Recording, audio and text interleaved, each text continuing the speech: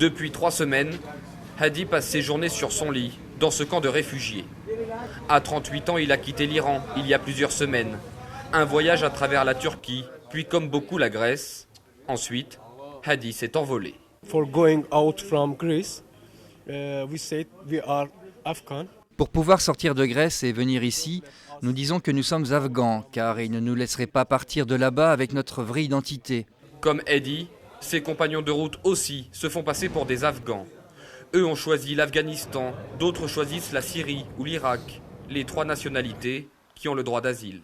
Ce camp de Salzbourg est le plus grand de la région. Il peut accueillir jusqu'à 1500 réfugiés. La plupart restent quelques heures, quelques jours au maximum, puis repartent en direction de l'Allemagne.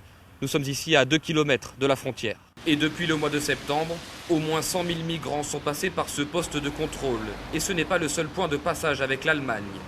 Difficile dans ces conditions pour la police de vérifier scrupuleusement l'identité fournie. À Mübelhaus, à 1 km d'ici, nos collègues tentent de faire des contrôles au niveau national. Ils regardent s'ils sont déjà fichés en Allemagne. Et si on n'arrive pas à avoir ces informations, on continue avec d'autres services, mais c'est difficile, très difficile.